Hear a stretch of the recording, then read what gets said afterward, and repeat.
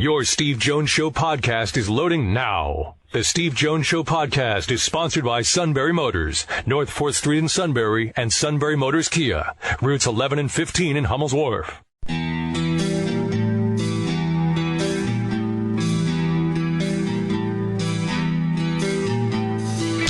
Sports talk where your voice counts. This is the Steve Jones Show on News Radio 1070 WKOK. Now from the Sunbury Motors Studio, here's Steve Jones.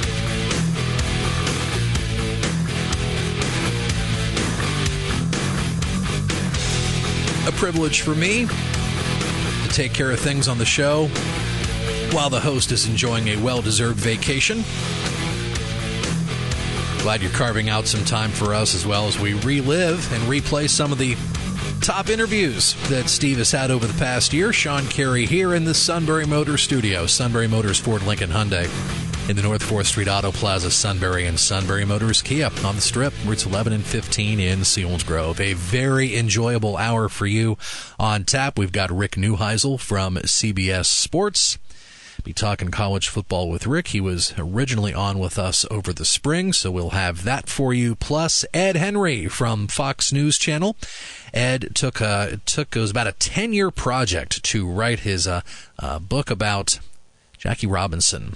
Ed with a love, of course, politics and baseball as well when you don't see him on Fox News Channel. So we will learn more about Ed's book if you have not had a chance to read that as of yet. Came out in the spring, right about at the time when we marked the anniversary of Jackie Robinson breaking the color barrier.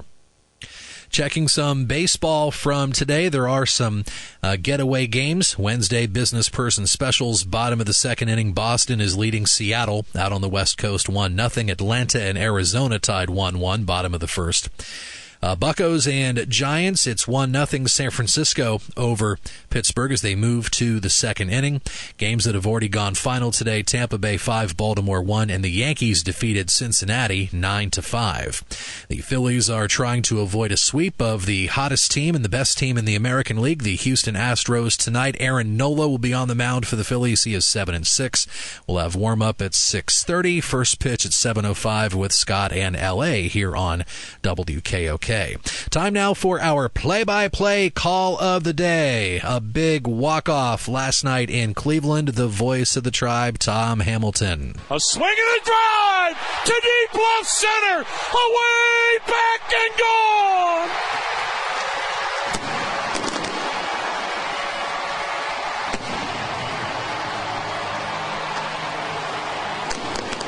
A game-winning grand slam to left center for Edwin Encarnacion.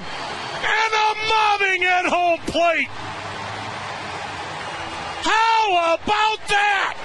Tom Hamilton, WTAM. Last night, Cleveland defeating the LA Angels 11-7 thanks to that grand slam by Edwin Encarnacion in the bottom half of the 11th inning. Next on the Steve Jones Show, a terrific conversation. We're talking college football and even a little bit of the late, great Joe Paterno as well with this instant classic we had with Steve and from CBS Sports, Rick Neuheisel. You see him on CBS. You hear him on Sirius XM with Chris Mookie Childers, based on today's show. And that would be a guy that whenever Jack Ham and I kind of knock around a few things before we do a game, we usually talk about maybe some people we hear and that we really respect. Rick Neuheisel's name almost always comes up. Rick, welcome. It is a great pleasure for us to have you on the show today. It is a privilege to be with you all today, especially given we're talking Penn State. What a great program. What a great year. A great year indeed. The rebuild to get this back. I remember Bill O'Brien told me back in 13, if he said it to me once, he said it to me maybe 10 times. He said 13 and 14 concerned him because they didn't have enough scholarships to recruit linemen. Were you surprised at all by how quickly this has been able to turn in the direction it's in? You know, in the aftermath of the Pitt game last year, where Penn State was getting beat badly early in the game, they obviously rebounded and made it a very close game at the conclusion. I was concerned that people would lose patience with Coach Franklin. You know, there are always going to be numbers problems when you go through a depletion of scholarships and have the kind of publicity that unfortunately surrounded the program for a couple of years there.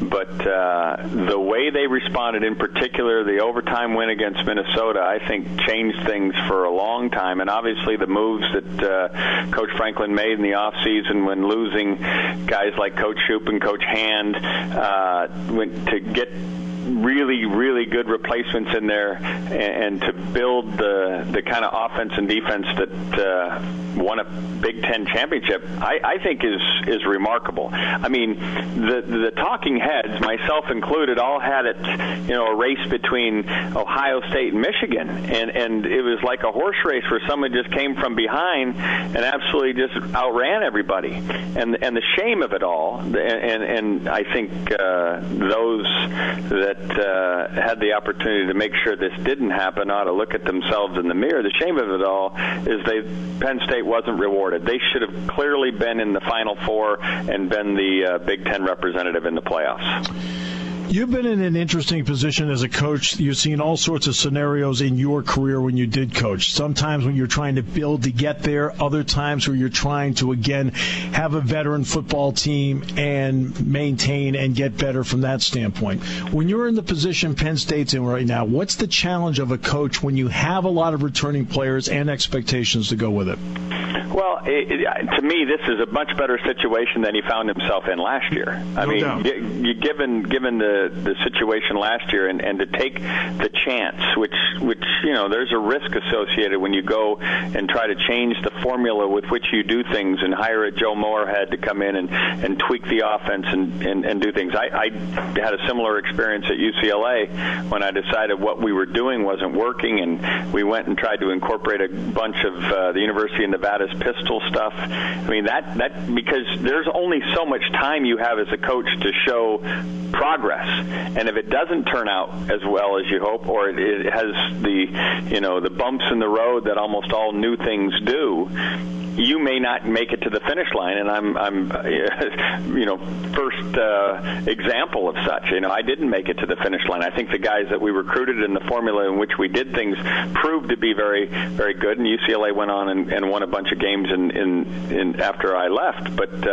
for him to make the changes that he made and to get and have it bear fruit as it did last year, such to the point that he went past, didn't just catch up, but went past Michigan and Ohio State in the Big Ten East, I think is remarkable.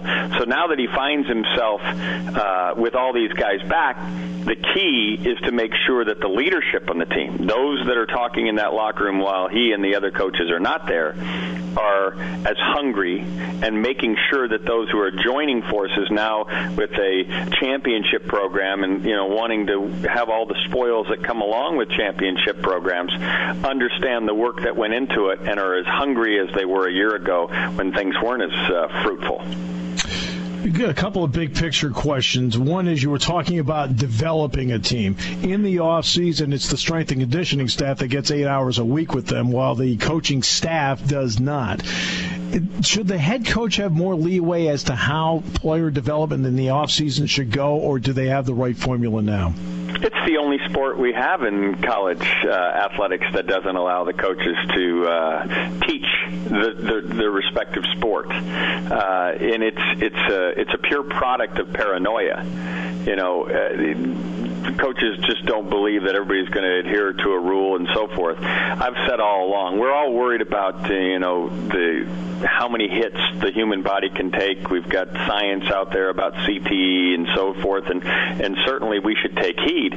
But kids want to improve at what they do, and we ought to have, I would say, 5 mini camps over the course of the year, spread out over the course of the year. I'd even get rid of spring football and have 5 different weekends weekends or 5 different 3-day periods where you get to go and teach some skill, teach some concepts, teach some team stuff, and continue to build your team and realize that we're all looking forward to an upcoming season. I would tweak that as quickly as I could if I were commissioner for a day. Under being commissioner for a day, about a third of those who entered the draft early for the NFL did not get picked. What is your opinion on if any rule needs to be tweaked there, if at all? Well, here again, the one that is losing out has no voice at the table, that being the player. Right. Listen, the autonomous five, the Power Five, asked for autonomy so that they might be able to do more and not be held down because of the purse strings of the group of five. They wanted the ability to do more for the student athlete. Well, this is a perfect opportunity. I'll give you the example of Noah Brown, the wide receiver from Ohio State, who decides he wants to throw in his lot with the NFL. He's given all sorts of good advice or what he believes to be good advice, that he's going to be a high draft choice. He had the big game against Oklahoma and Norman, and he's going to be, he's a great athlete and so forth. But the rule currently allows for only 5 players from any particular team. Ohio State having had 7 draft choices, and the year before having had 12. Only 5 of those guys get to submit paperwork to be completed by the NFL that comes back and gives him a grade as to where he might go. Noah Brown didn't get that paperwork, so he listens to those who tell him he's going to be a top, day 1 or day 2 guy, and now he ends up 7th round with the Dallas Cowboys. And, he's going to have his chance, but Noah Brown, if given his druthers, might have said after day 2, hey, it didn't turn out like I said. I'd like to go back to Ohio State. I think Urban Meyer would have loved it. People worry about whether or not there'll be enough scholarships. Every coach in the country has a couple scholarships in his back pocket tucked away for a transfer or the like. And if he couldn't go back to Ohio State, at least he could come back to college, just as we have the graduate transfer phenomena going across the country, and he can finish his degree someplace else. To me, we have to look out for the kid, and we can get the agents even further out of this deal. If we just tell kids, don't get an agent, go ahead and get ready for your combine on your respective campuses and keep working out, and then if it doesn't work out, you come back to school and finish your degrees, at the same time continuing to develop your skill set, and maybe next year's draft will go much better. I don't understand why we can't do it. It seems pretty common sense to me. Yep, I'm with you on that. Complete common sense on both the points that you made. Now, the next part about the draft. Leonard Fournette, Christian McCaffrey did not play in bowl games, ended up going 4 and 8 respectively. Jake Butt did play in the bowl game, and I thought he was the best tight end of the Big Ten the last 2 years. He got hurt, ended up going on the 3rd day. As someone who analyzes and as someone who coached, how do you feel about the decision about playing in bowl games now? Well, that genie has left the bottle. You just pointed it out. Just imagine being one of those agents that I talked about, and I don't mean to act as if they're all terrible people. They do a great job, and it's a service and so forth. But sitting in a home of a prospective first-rounder, you mentioned the story of Jake Butt, or go back a year before that, and Jalen Smith, the linebacker from Notre Dame, and all of a sudden you can point out not millions of reasons why that was a poor decision given the magnitude of the game that they played in. It wasn't for a national championship. It wasn't a playoff game. They'll use the terms, it was an exhibition game. Why would you do that? And the fact that the NFL drafted Fournette with the 4th pick and McCaffrey with the 8th pick showed that there was no ill thoughts given towards those 2 fine student athletes in their attempt to go to the next level. They still believe them to be quality guys. So we're going to see more and more of that, and that's just what's going to happen. So we have to protect ourselves against that as the NCAA game. And the ways to do that are, number one, the best way in my mind is to change the redshirt rule. I think currently right now we allow kids 5 years to complete 4 years of eligibility. Either change that rule to just 5 years to complete 5 years of eligibility so that everybody's eligible, and now when you get to the end of your season you still have enough of a roster to make decisions, or guys are going to be playing the same position. You don't feel that pull that coaches always feel, should I pull this kid out of his redshirt year, in that late in the season. season, everybody's eligible and everybody can play.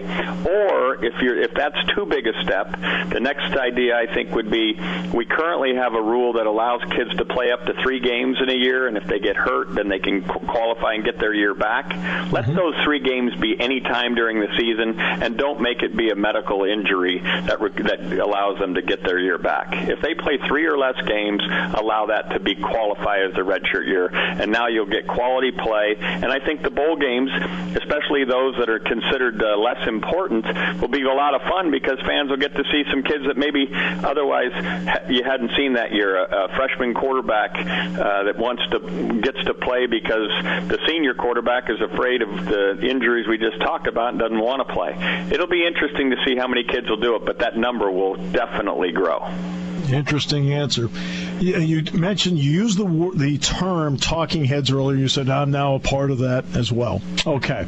So as someone who's been now on, quote, both sides of this, as talking heads, what do we talk too much about that you know from the other side as a coach that we talk too much about, and what don't we talk enough about? Oh, that's a great question. What do we talk too much about? I don't think we discuss enough the importance of motivation. I think we talk talent discrepancies. We are ad nauseum about dropping the names that we've become familiar with and so forth. And clearly those kids deserve the notoriety and recognition they get. But in terms of getting a team ready to play and to get them to be at fever pitch, given that you're doing this 12 times over the course of the year and hopefully beyond, I don't think we understand the challenges that coaches have, not only just head coaches who are going to talk in a locker room, but assistant coaches, to get guys to the right level, and the idea of getting those leaders on the team. Every coach that I know will talk about how important it is to have the locker room the way they want it, and to make sure that those in the locker room who have captured the attention of everybody else are leading in the proper way. Wow.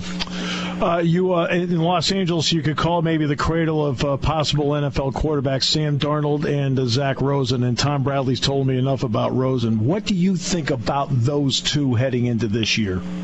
Had Darnold been available this year, he would have been the first guy taken in the draft. Agreed. I was at the Rose Bowl. Both he and Trace McSorley put on a show. Yes. I don't know if you knew this. I threw 4 touchdown passes in my game, and both of them had 4 touchdown passes in that game up until Darnold threw the 5th. My sons were crushed when it happened, and I was sitting there going, at least I was at the game when they broke it. I mean, it was. I didn't mention on the broadcast that he broke it.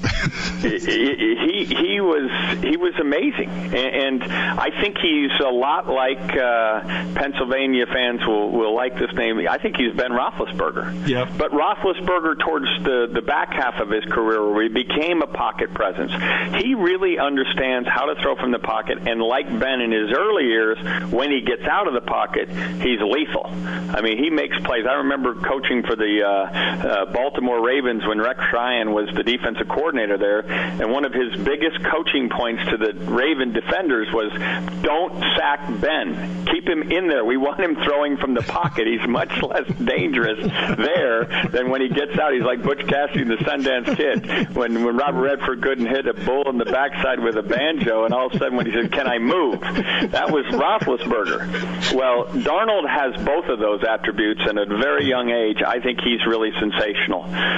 Rosen, still to be determined. He started his career like a house of fire. That game against Virginia, I thought, was brilliant. I saw his first game last year against Texas A&M where he really took some major hits from Myles Garrett and company. I thought he showed real toughness in that game, but obviously that season got away from him as he got hurt against Arizona State. I think much to still be determined.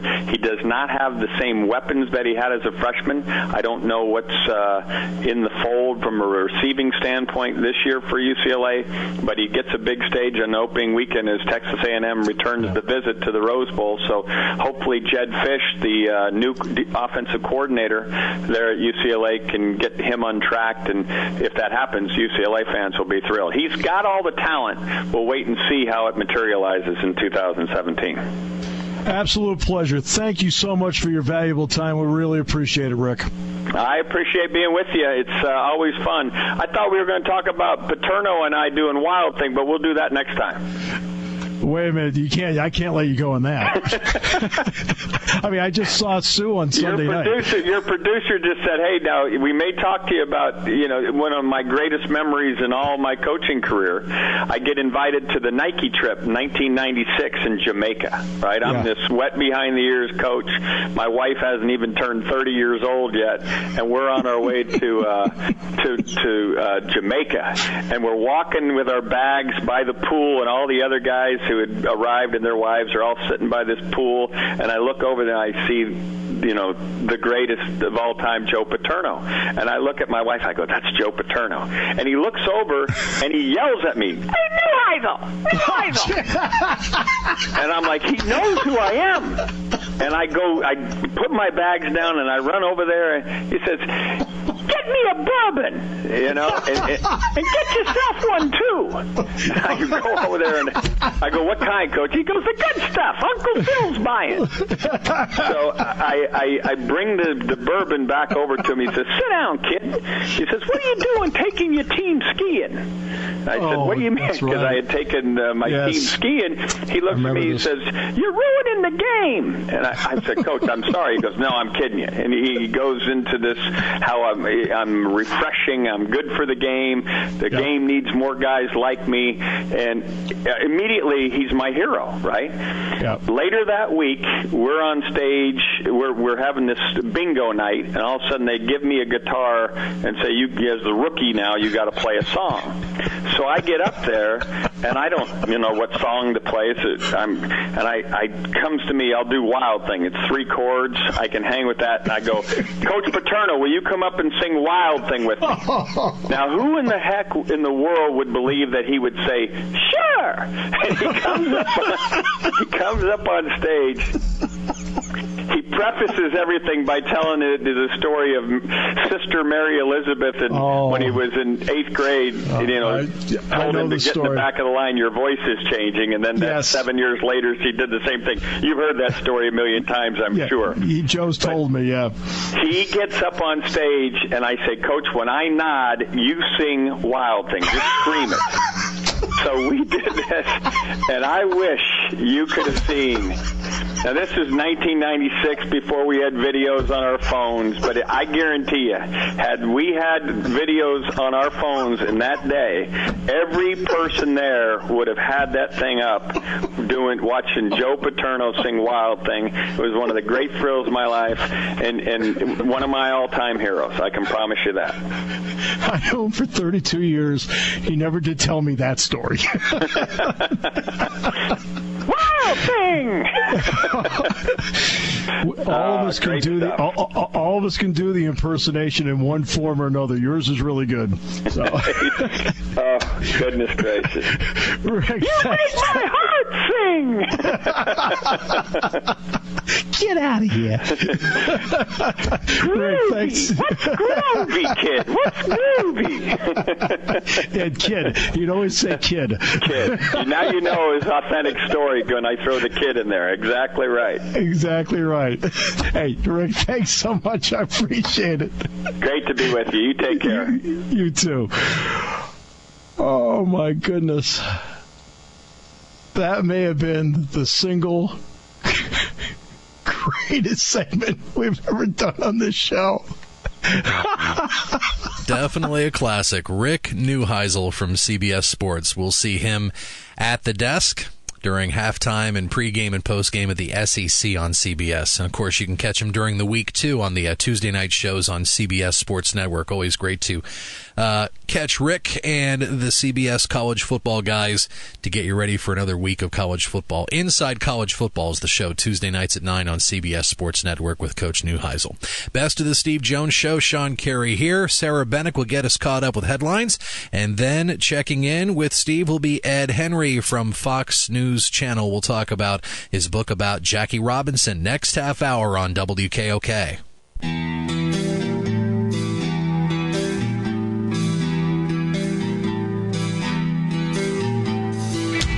Sports talk where your voice counts. This is the Steve Jones Show on News Radio 1070 WKOK. Now from the Sunbury Motors Studio, here's Steve Jones.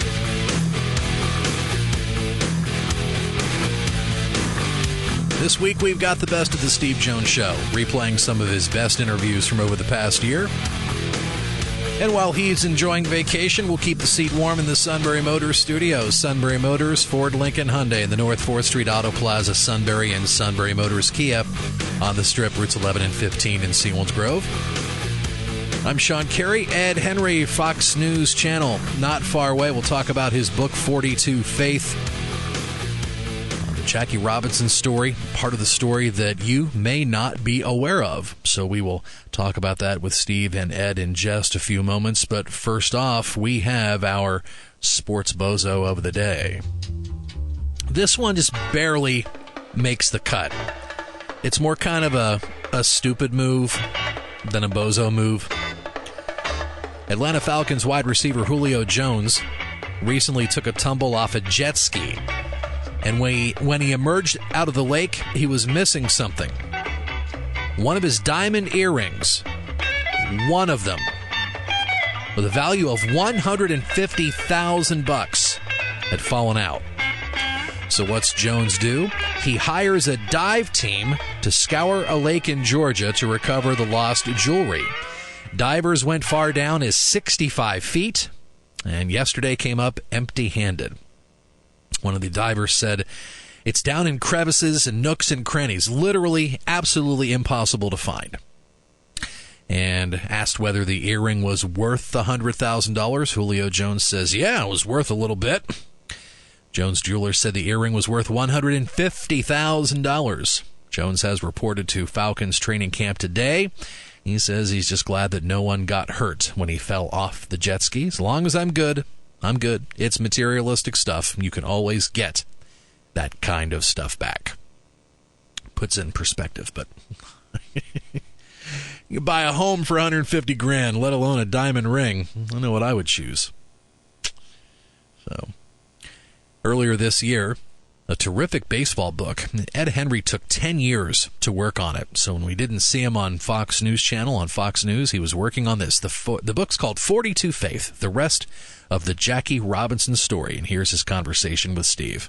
Very pleased to bring in now Fox Chief National Correspondent Ed Henry in the role of major big-time baseball fan, and not just as the national correspondent. Ed, it's a real privilege. Welcome to the show. It's great to have you with us. Steve, I've heard your work for a long time. It's an honor to be on with you, the entire Penn State community. And I went to baseball camp when I was a kid in Williamsport, and so I know it's not too far from you. So glad to talk 42 Faith with your whole audience.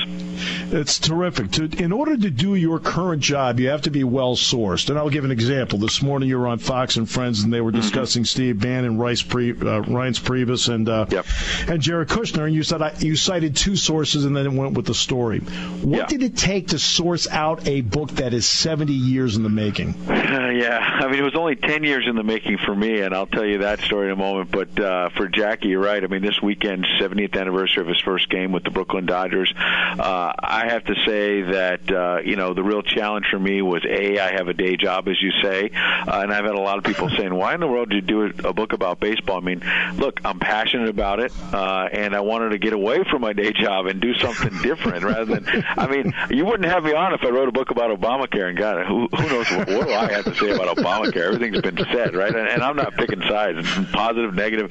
Everything's been said. I wanted to do something different. I wanted to, build on wonderful books and movies that have already been done about Jackie Robinson and Branch Rickey, and people say, what's new here? I'll tell you what's new. And I just want to build on the awesome legacy that Jackie left behind. And the angle that I took was, about Jackie's faith and Branch Rickey's faith, and how it's my contention that it was sort of the secret sauce here, that you had men of different races, different generations, different regions of the country. Jackie came of age in Pasadena, California, and Branch Rickey born on a farm in Ohio along the Kentucky border. Two much different men. I think what they had in common, they were bound together by this great game of baseball and by a strong faith in God. They both had a strong faith in God. And so in terms of sourcing, a lot of the material I got was was out of the Library of Congress. The Robinson family was generous enough to donate to the entire nation Jackie Robinson's personal papers, and I think people have gone through them and kind of looked at, what he had to say in letters and whatnot about baseball, about civil rights, and all of that is very important. I wanted to take the tact of looking at something completely different, and I found some of Jackie's personal writings that haven't really been highlighted much before, if at all, where he got very personal about how faith in God was sort of a critical ingredient for him, of course. I mean, it sort of makes sense, but I just haven't seen a lot of people focus on it, so I sort of dug deep on the idea that to not just deal with the pressure that he faced, but to overcome the pressure, the threats, the taunts, the racial epithets, and the death threats, frankly, all because he wanted to play baseball. A lot of it was leaning on his personal faith in God. I'll get to his faith in a moment. I want to talk about Branch Rickey because you and I both know the vote was 15-1. Let's not do this. And then he signed him, and at least he started out in the International League with the Montreal Royals, and Montreal was a very accepting city in 1946.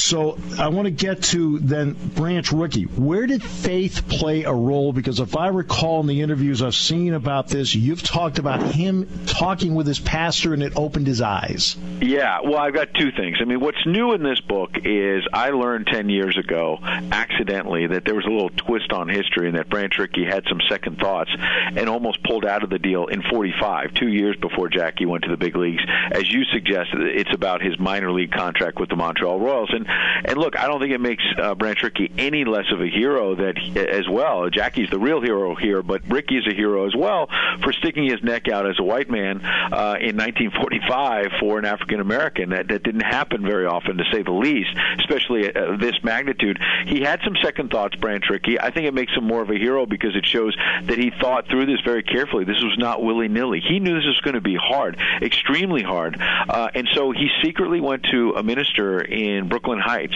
a famous church called Plymouth Church, still around today, and was a stop on the Underground Railroad in the 1800s. If you Google it, look it up on your own, and I think it was the scene of yet another important moment in the civil rights movement, because Branch Rickey went behind closed doors with this minister. I won't, I'll save it for 42 Faith so you can check it out, the actual details. But the point is, it shows that at this critical moment, Branch Rickey leaned on his faith, and it shows, secondly, that the narrative in the movie 42 and a lot of the other books that have been written about both of these two great men have been on gone with the notion that Branch Rickey was so religious and so moralistic that he was dead certain this was the right thing to do. He never wavered. His nickname was the Mahatma. Another nickname was El Cheapo because of the way he slashed the Brooklyn Dodgers contracts. But the Mahatma never wavered. He knew this was the right thing, and he was going to do it. Damn the consequences. Well, I think actually it's a little more complicated, and again, that complication makes him more of a hero. Quick other story, going back to his childhood. A lot of people don't know that in the early 1900s, Branch Rickey, long before he was a big executive with the Cardinals and then the Dodgers and finally the Pirates, he wanted to be a big league ball player. He went to his mom on this farm in Ohio and said, I want to do it. And she said, no. And he said, why? And she said, well, because all baseball players do is drink and swear and party, and I don't want you doing that, because they're a Methodist family, like Jackie, by the way, Methodist family as well. And bottom line is, Branch Rickey didn't take no for an answer, or at least not easily, as we could tell later in his life with the integration of baseball. Goes back to his mom the next day and says, all right, I'll make you a deal. So what are you talking about? He says, look, if you let me chase my dream, I promise you I will never play on Sunday. And she thought about it and said, okay. And so one of the fascinating revelations to me in the book, 42 Faith, is that, Branch Rickey, even when he was a famous executive for the Dodgers, integrating baseball in the 40s, and his parents had passed away, so technically, like a lot of us in our lives, well, I made a promise to my parents, but now they've passed, and I've got my own life. He could have easily gone to Ebbets Field on Sunday, but his grandson, who's still alive, Branch Rickey III, told me he almost never went to the ballpark on Sunday. He remembered feeling badly, his grandfather feeling badly, and telling him, well, I did go to Ebbets Field on a Sunday because it was a war bonds drive, and I thought our nation was at war in World War II and I should go. But it gives you an idea of the commitment and the faith. In 42 Faith, you talk about Jackie's faith. He did not wear it on his sleeve. Correct. So tell us a revelation or two, Ed, that opened the door on his faith. Well, I mean, his mother, Mally Robinson, is actually the original hero here. Her husband leaves home when Jackie's an infant. He's born on a plantation in Georgia. And this woman, think about an African-American woman around 1920, putting Jackie and 4 siblings on a train from Cairo, Georgia to Pasadena, California, all because her half-brother said that California was halfway to heaven. I don't think he meant it necessarily in a faith standpoint, maybe just the balmy weather out there, but she wanted her piece of the American dream. One of the details I found in my reporting that I just could not believe was that Mally Robinson literally had a few dollars sewn into her dress just to make sure she had a few bucks for her kids on that train ride. Think about a train ride. Think about even right now from Georgia to California on a first-class Amtrak car. It'd be okay, but it'd be long and arduous. Think then about what they call the colored cars. You know, how hot, how dank, how dark, how messy and dirty they had to be for this family to go all the way cross country.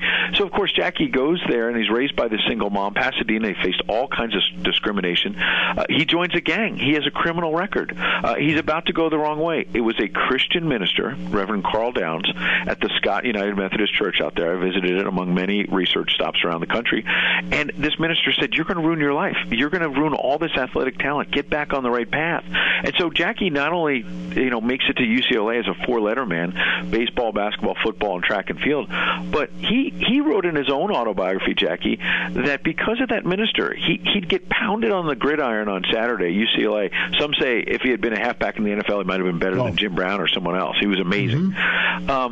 Saturday, he gets all beat up. Sunday morning, he says he doesn't want to get out of bed. He's all tired, but he gets out of bed. Why? He made a commitment to that minister who changed his life that he was going to teach Sunday school to the next generation at that same church. So here he is. I mean, how many college football stars, not to pick on anyone, Penn State, Florida, Ohio State, you name the school, how many of them get out of bed on Sunday morning after a big game and say, I'm going to go teach Sunday school? I'm not trying to knock them. I'm not trying to be, preacher here, but I'm just saying the level of commitment that Jackie Robinson had. And you fast forward to when he's with the Dodgers, his rookie year, his wonderful wife, Rachel Robinson, is still alive, almost 95 years old. She remembers that rookie year, he'd come home from Ebbets Field. They had a tiny apartment in Midtown Manhattan around Herald Square. And before he went to bed, he'd get down on his hands and knees and pray to God, just like his mother, just like his minister, Carl Downs, taught him way back in Pasadena. I found that a pretty awesome detail, that here's this now famous, breaker of the color barrier, baseball star for the Brooklyn Dodgers. And just like all of us, we're imperfect. He gets down on his hands and knees and prays before bed. And that's pretty awesome. And it shows me, and you'll see in 42 Faith, I got a lot more examples, that faith was something that was really a bond between Branch Rickey and Jackie Robinson. And he was very poorly treated wherever he went on the road. Philadelphia in particular, I think, is one that would come out right away about that. But you also had to make a decision on this in terms of what words were put into this that you would never in a million years be comfortable with. How important, though, in the end, was it to be realistic to show the hatred?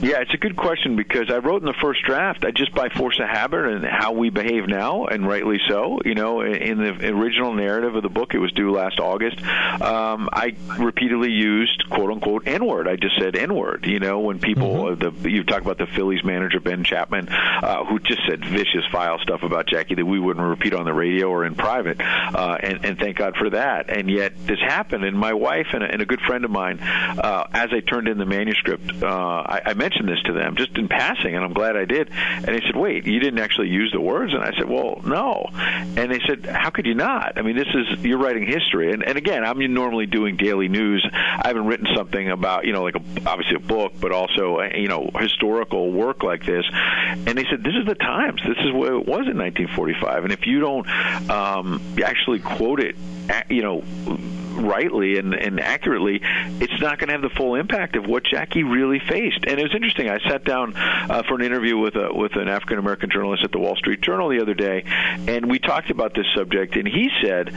"Look, I'm glad that you actually said the words, because it is history, number one, and number two, the impact is greater. But number three, he said something interesting. He said it would actually be PC of you to censor it, to not say what was said, because in a twist twisted way by being sort of quote-unquote PC and saying, well, I don't want to use that word. Again, I didn't want to offend anyone, and I don't want to offend anyone. But at the end of the day, if you're going to do history, you've got to say, this is what Jackie overcame. He didn't overcome someone saying the N-word. He overcame someone saying that actual word, not once, not probably thousands of times, people attack him. And the death threats he had, I think hats off as well to some of his white teammates like Ralph Branca and Carl Erskine, who stood up for him early and often. Opening day, April 15th, 1947, there was reports they told the Dodgers before the game there's going to be a sniper out there at Ebbets Field, out beyond the outfield. He might try to shoot Jackie. In the opening introductions before the game, since it was opening day, Ralph Branca, the big, tall white pitcher, bigger target, made a show of standing right next to Jackie. One of his brothers after the game said, Ralphie, what were you thinking? And I quote him in the book saying, look, there are worse ways to go than standing up for your teammate. And I thought those simple acts of kindness and bravery, teammates, the brotherhood that was on that Brooklyn Dodgers team, Pee Wee Reese and others who stood up for Jackie. Yeah, they're real heroes as well. Yeah, Pee Wee Reese walking over, putting his arm around him. Yeah. Yep. Finally, just so people know, Easter, Passover, Father's Day, birthday, strongly recommend this book. Strongly recommend it. I appreciate that. I think if you're a baseball fan, I got a lot on 1951, The Shot Heard Around the World, including a story that Carl Erskine has never told, but he told for this book. Oh, that's awesome. All right, one quick thing. 3 favorite golf courses. I haven't been to Augusta yet. I got to get there. Me too. I'm with you. I just played Adios recently, like 2 or 3 times down in Florida. What? I don't know if you've heard about it. Yes. You know it? Yes. I haven't played it, but I know of it. Adios is amazing. Dan Marino's a member, and so is Carl Yastrzemski, who I actually met on the golf course. And I'm a Yankees fan, but I got great respect for Yaz and a lot of those Red Sox players. So those are a couple on the list for sure. What about yours? Oh, me? I'll tell you one I love out in Arizona, Ventana Canyon. Oh, I've been there. Tucson. That's on my list. Oh, yeah. Mountain Course, Ventana Canyon. Oh, one of the best. The pro told me when I went out, he said, look, every putt breaks away from the mountain. And I had an obvious right to left, but the mountain was on the left. So I followed his advice. That's awesome. Yeah, I remember him telling me the very same thing. That part of Arizona is nice because it's not quite as crowded as Phoenix and Scottsdale, although I was just out in Scottsdale with Bud Selig and Jerry Reinsdorf from the White Sox. And we didn't play golf, but we had lunch together. And the baseball stories those guys had. Have me back sometime. We'll tell some stories. Absolutely. Mountain Shadows, right, out in Scottsdale. Oh, I got to check that. I haven't played that, but you got to check 42faithbook.com. Yep. It links you to Amazon and BarnesandNoble.com and Christian bookstores all around the country. 42faithbook.com. Please, everybody, check it out. This book is well worth it. Ed, thanks a lot. You gave us a lot of time today, and I really appreciate it. I'll do it again. Thanks for having me on. Take care. Ed Henry, Fox News chief national correspondent, who wrote the book 42 Faith. It's really a great book. We'll come back on News Radio 1070 WKOK. 4 city blocks of new Ford trucks. Over 40,000 trucks sold. SMC is where you want to be. Sunbury Motors Ford has over 110 new Ford trucks. And during July, they'll include a complimentary accessory package. With the purchase of any new F-150 through July 31st, receive a tonneau cover, molded splash guards, and window deflectors at no additional charge. SMC is where you want to be because they have the largest selection of new Ford trucks in all of central Pennsylvania. And that means the biggest savings. Take up to $13,500 off on new F-150s. And SMC has them starting as low as $23,919. Save up to $7,000 on 2017 Ford Escapes, and they're slashed as low as $19,380. Explorers, Edges, and Expeditions have discounts up to $11,000. SMC is where you want to be in July for this mega summer spectacular sale and the complimentary F-150 accessory package. Sunbury Motors in the North 4th Street Auto Plaza, Sunbury. F-150 accessory package valued at $699. Excludes prior sales and ordered units.